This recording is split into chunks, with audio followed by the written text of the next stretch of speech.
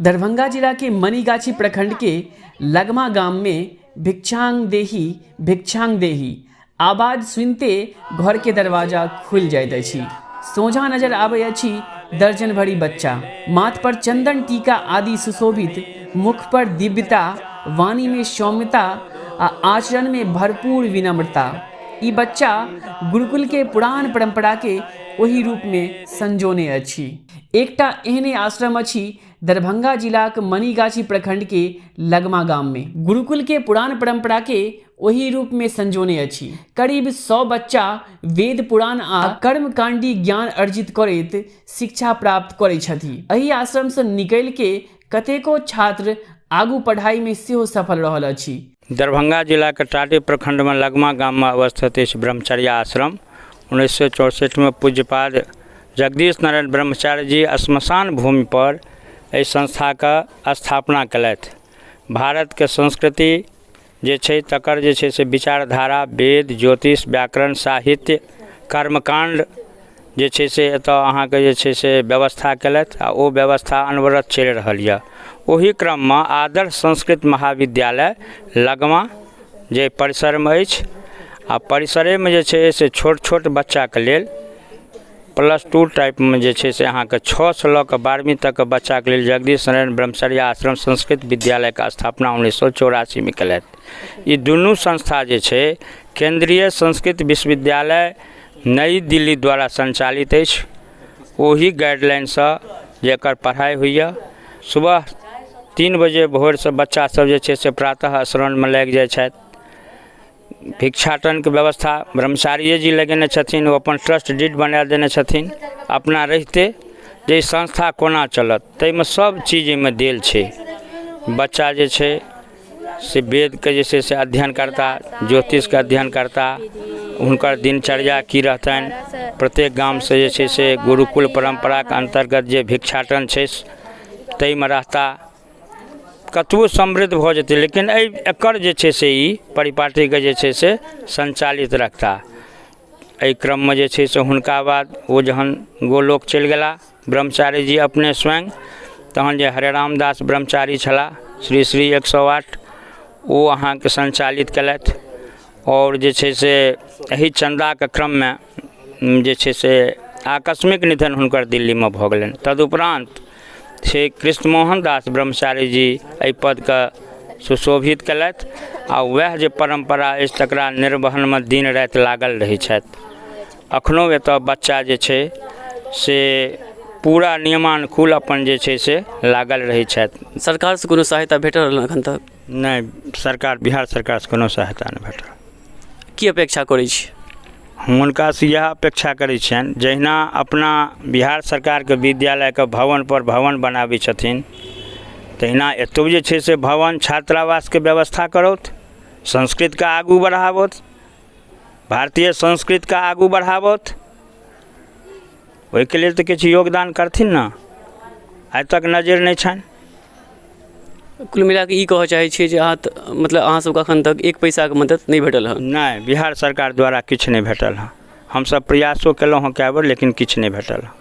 तो एहन स्थिति में कतेक आसान मतलब कतेक मुश्किल आबैया अहाँके सबके? मुश्किल तऽ आबिते यऽ। मुश्किल तऽ हमसब भिक्षाटन से आइ काल्हिक युग में चला रहलहुँ हँ।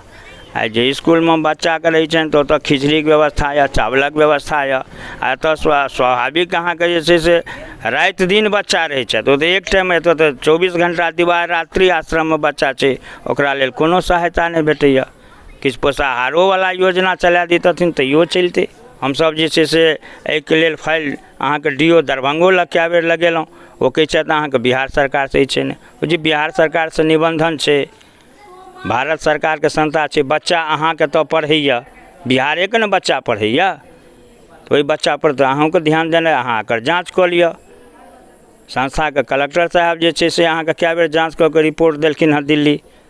संस्था के अनुदान देल जाय, संस्था एकदम सतत अपन क्रियाकलाप में प्रयत्नशील अछि, बच्चा पढ़ि रहल अछि, लेकिन बिहार सरकार किछु कहि नहीं रहला। ठीक छै, ई कहियो जे कते गाँव से अहाँ पास एखन बच्चा हैत? हमरा लग में एखन आश्रम में जे छै से करीब अहाँके 85-90 के बीच में बच्चा छथि। बच्चा के बढ़ोतरी वर्तमान में जे छै से अधिकाधिक भऽ गेल हँ। ई यातायातके सुविधा जहन भऽ गेल हँ, ई NH जे बनि गेल सुपौल सहरसा, ओहि साइडके बच्चा एखन बहुत आबि रहला हँ। तऽ बेगूसरायके बच्चा छथि, बाहरियो बहुत जिलाके बच्चा छथि, अहाँके बिहारसँ बाहरोके बच्चा एतऽ आबि कऽ रहि रहलथि हँ, पढ़ि रहलथि हँ।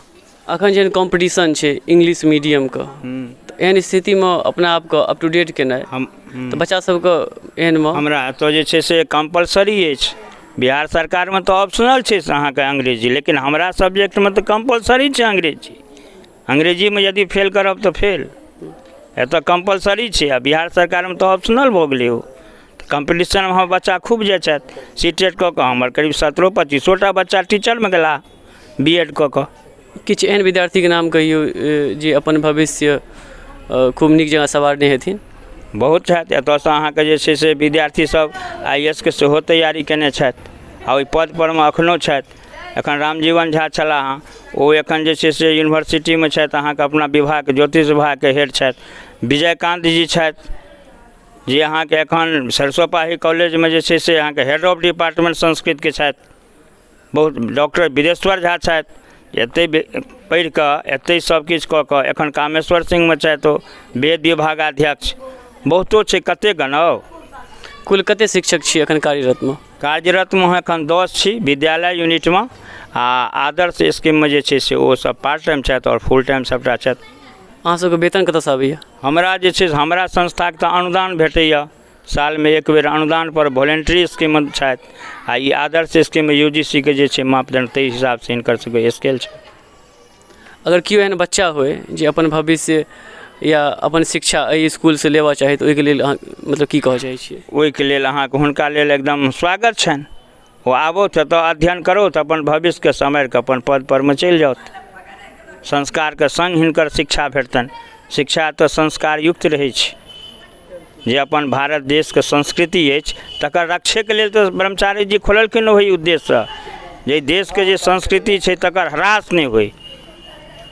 कर्मकाण्ड जतेक अछि अपना सबक से एतहिसँ एखन निर्माण भऽ रहल यऽ मिथिलाञ्चलमे। एतुके बच्चा सौंसे छथि। एखन जतेक ठाम अहाँके आचार्यत्व हैत, जगदीश नारायण ब्रह्मचर्या आश्रमके बच्चा हेता, ओ या पाठमे हेता, या आचार्यमे हेता, या कतहु प्रवचन करैत हेता देवी भागवतके।